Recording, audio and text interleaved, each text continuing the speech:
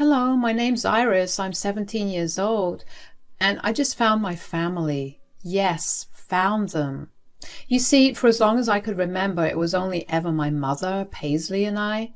I would have thought that I had no father, but my mother had an album of me with pictures of me from back when I was a child, and I saw my dad in those pictures. Mom hated ever talking about my dad. Sometimes Mom would drink a little too much at home, and she'd tell me bits and pieces. That's how I found out that my dad had left us. She never told me why, but only said that he left when I was 4. Now, I remember nothing from that age, so I have no recollection about him. She told me that the only good thing he ever did was to leave the apartment we were staying in with her. As a child, I cherished these tidbits of information because I was the only kid in my class who had no idea about her family. Whenever we had assignments regarding family trees or whatnot, my mom would step in and explain things to my teachers.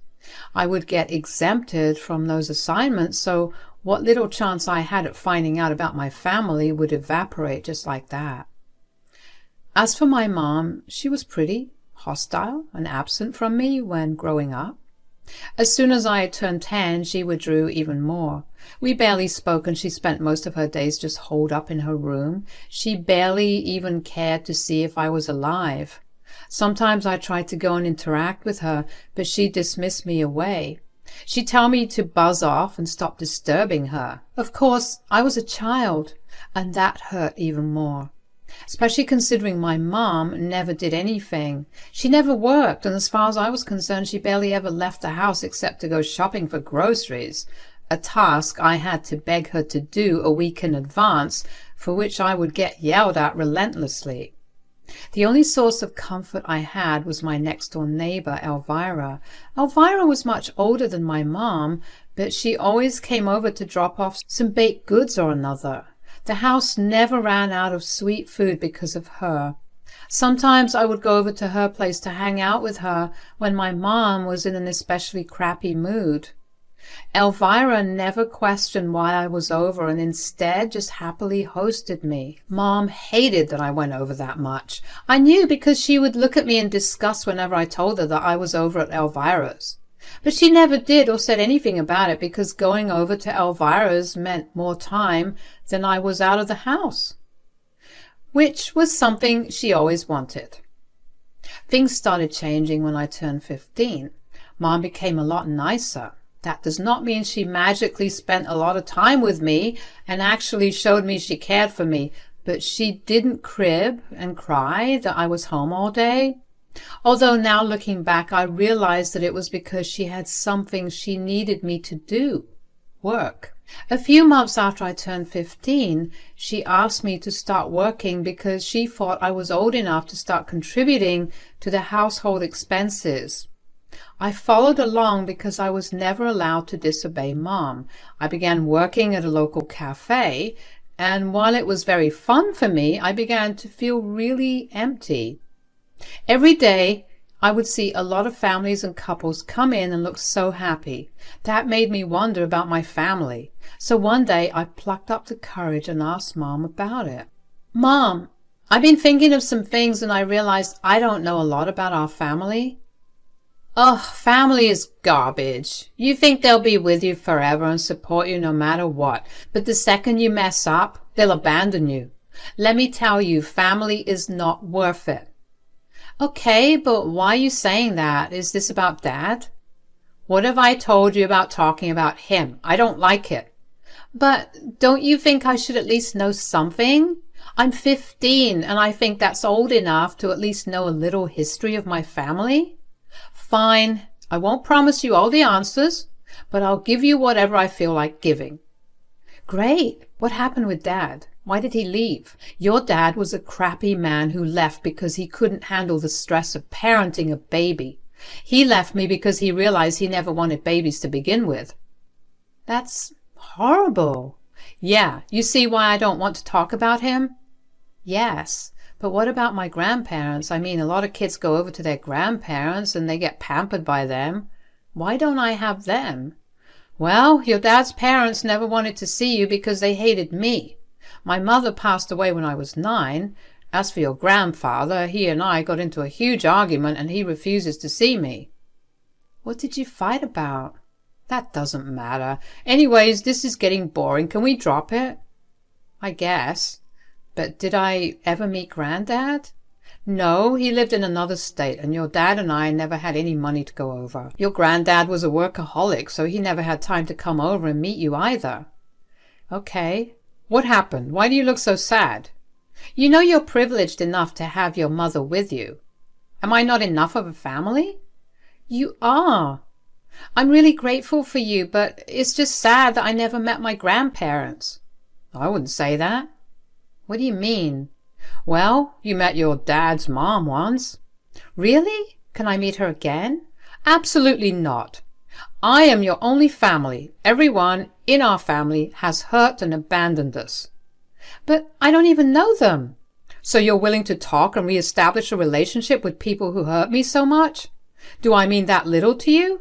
"No, Mom, you're everything for me. I won't do anything like that." "Good. Now, I never want you to bring this up again." I would have fought for more information, but I knew that what I got was the most I was going to get out of my mom. The fact that I had met my grandmother kept playing in my head for a long time afterward.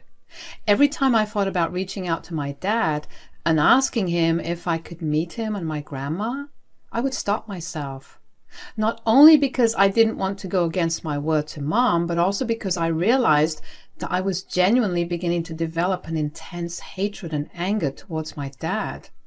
At that time, I couldn't help but wonder what kind of man just abandoned his child and wife because he got cold feet. But most of all, I felt sorry for Mom. She not only got left by her husband, but her dad also stopped talking to her. That's 2 men in her life who left her just like that. I couldn't imagine what it must have been like for Mom. And then, when I thought about how hurt Mom would be if I ever reached out to either my dad or her dad, I felt crappy. I knew that there was no way that I could do that. To stop myself from dwelling on the new information I got, I poured all my time and energy into school and work. I was doing fairly well in school, and work began to get tiring. The only silver lining was the money I was earning. Initially, Mom was really happy about it, but after a year of working, she began to get fussy. She went back to complaining about the lack of money. I was used to that, but what I wasn't used to was her directing her frustration and anger about our lack of money at me. Suddenly, I went from barely being acknowledged to always being the target of her anger. Every time I got paid, she would yell at me for not working more hours. No matter how many times I explained to her that as a minor, I was only allowed to work a limited number of hours, she never cared to listen. Eventually, I learned to live with her nasty behavior. With every complaint she made, I couldn't help but notice all the places our money gets spent. It always went into the food that she insisted on getting delivered home and her cigarettes. A few months after I turned 17, I had enough. Mom was counting how much money I had made and complaining as usual. And midway through the conversations, something in me snapped. "Ugh, you take up too much space and money." "I'm sorry, I've been in my room the whole time and I don't even spend on anything though." "Then why the hell are the utilities so high? Why do we not have any money?" "Maybe because you insist on eating out almost every other day and you've been buying a lot of cigarettes." "Are you saying that I'm the reason we're broke? How dare you?" "No, Mom, I'm just trying to say that maybe we should start cooking our own food and you should start cutting down on how much you smoke." "No, that's not happening. I have no time in the day to cook. You should pick up another job." "Pick up another job? I barely have any time with the job I'm working. I have to also focus on my studies. Why don't you get a job? You don't even do anything during the day." "How dare you say that to your mother?" "You think raising you is easy? You're such a brat that looking after you for even an hour requires at least 3 hours of downtime. I literally leave the house at 7 in the morning for school. You don't even wake up at that time. I come back Only at 8 in the evening. I go straight to my room and don't come out until dinner. You barely see me. How are you raising me? Don't you dare say that I haven't been raising you. I've given up everything to make sure you have a roof over your head and clothes on your body. You did nothing. You only love to think that you did. I've been raising myself since I was 10. I've been the one providing for us ever since I started working. You've done nothing but spend all the money and cry that we have no money. You know what? I can't keep living like this. I'm just going to leave. Have fun taking care of yourself. Wait, no, please don't do that. You can't leave me alone. I'm sorry. You're right. I spent a lot of money, and that's because I know that's what I deserve. I've been so caught up with taking care of you that I never even gave myself any care. I deserve better than this. I'm going to go find myself a man that can provide for me. Mom, please, I'll pick up another job. Just please don't leave me. I don't want to stay with someone who so blatantly disrespects me like this. Goodbye, Iris. I felt the panic rising in my chest as I watched my mom pack all her things up. In all the time that I had lived with her, she never once threatened to move out. My panic made me seize up, and I just stood in the doorway and watched as she packed everything away. When I finally came down from the panic, Mom was still rambling about me being ungrateful as she piled her things in her suitcase. While I wanted to stop her and beg her to not leave, a part of me knew it would not lead to anything. If anything, it would make her happier to see me beg. I knew there was no way of me stopping her when the thought of her leaving brought only relief in me. How messed up is it that a child only feels relief when their only parent decides to abandon them? I watched as she left the house, and I finally crumbled in bed after she left. I let myself cry for a while because I felt bad for feeling relieved. I wondered if there was something wrong with me. I lay in bed for a long, long time. I only woke up the next day, and I tried my best to live my day the way I would have usually. Thankfully, Mom only took half my pay. Not to mention I had been pocketing a portion of my pay to keep as savings for myself. The first thing I did when I got home from work that day was try to contact my dad. I waited a few days, but I got no response from him. I considered ordering the ancestry test kit that would tell me my ancestry, but I was worried about someone finding out that I was all alone at home. I hoped that no one had caught on to me living alone, but Elvira did. She showed up at my place one day after I got back from work. "Hi, I couldn't help but notice that your mother hadn't returned home since she left a few days ago. I got a little worried and came to see if everything was okay." "Oh, that's nice of you. Well, my mother left me here." "Left you? What do you mean?" "My mom decided that she was done with me and she no longer wanted to live with me, so she abandoned me." "Oh my God! How are you going to manage?" "Well, I'm currently looking for my grandmother." "You're looking for her? Don't you know where she is?" I don't really know who she is." "You don't? Then how do you plan on finding her?" "I don't really know. I was thinking of doing one of those ancestry things that will tell me who my family is. I tried reaching out to my dad in desperation, but that never worked out." "What if the ancestry test doesn't work out?" "I have no idea. All I know is that I met my grandmother once when I was a kid. I want to see her again because at least I'll have some family with me." "I see. How do you know you met your grandmother?"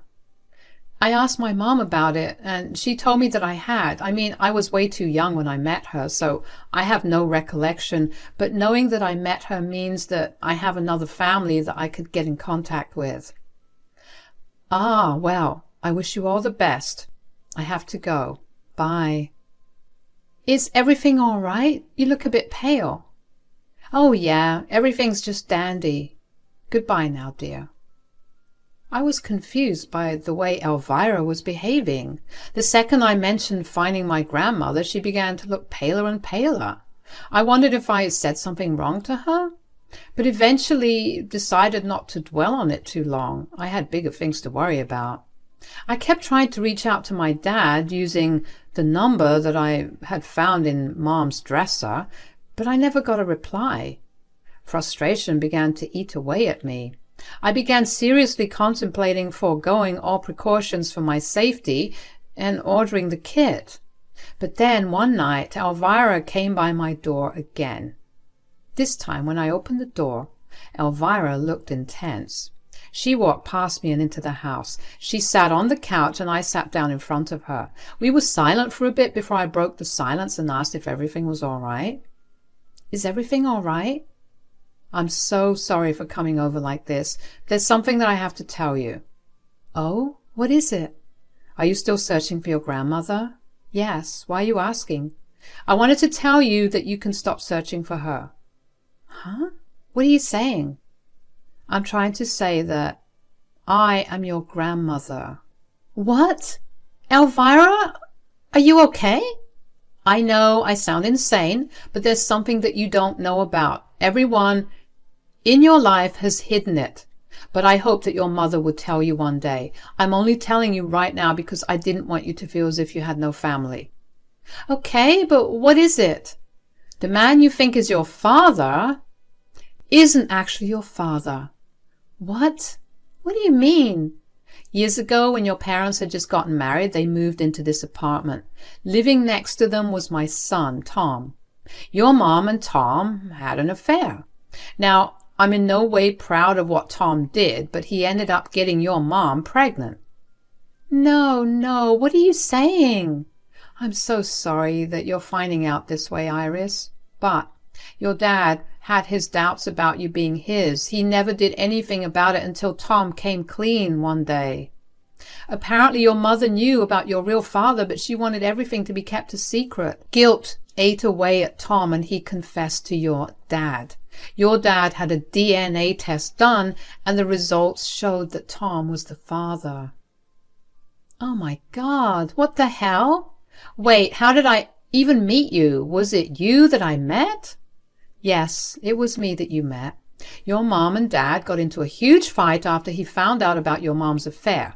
He was not angry with Tom because your mom confessed that she coerced Tom into sleeping with her, or because she felt lonely when your dad spent his days working to provide for her.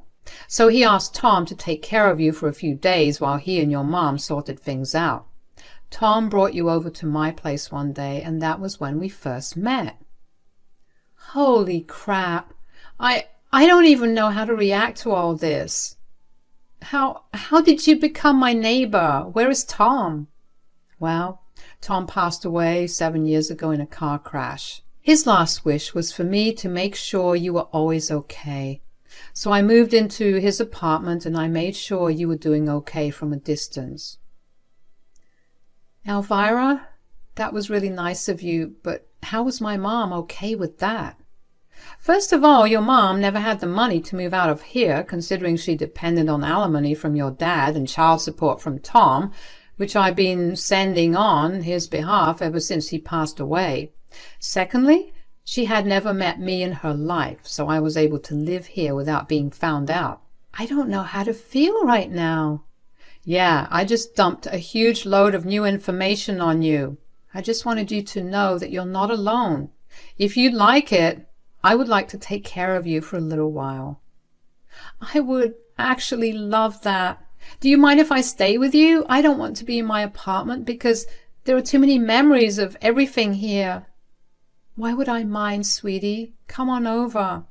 I'll make us some hot cocoa and you can ask me all the questions you want. My mind had gone numb, as had my feelings. I didn't know what to think about anything. I just followed Elvira into her home and allowed her to take care of me. As we sat down with our steaming hot cups of cocoa, Elvira handed me the DNA test that showed that I was not my dad's child, but rather Tom's. I couldn't believe what I was looking at. I just stared at the report for a long while before something in me just cracked. I couldn't believe that I had lived a life so devoid of family. I remember feeling so angry that my mom would do something as horrendous as what she did and still blame everyone else around her for her mistake.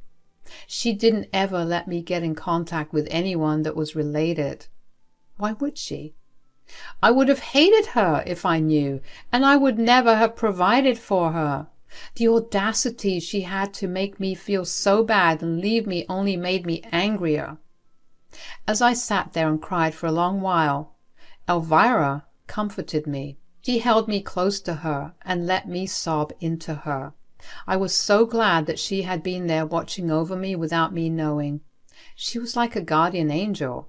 When I finally calmed down, I asked her to tell me all about my biological dad, Tom. She told me that he had been an engineering student at the college near my place, and that he was a very sweet and compassionate person. Clearly, he had a good head on his shoulders for him to have come clean to my dad, who, I add, from the pictures I saw in my baby albums, was a big buff man. Elvira and I cried some more that night as she shared a lot of stories of Tom.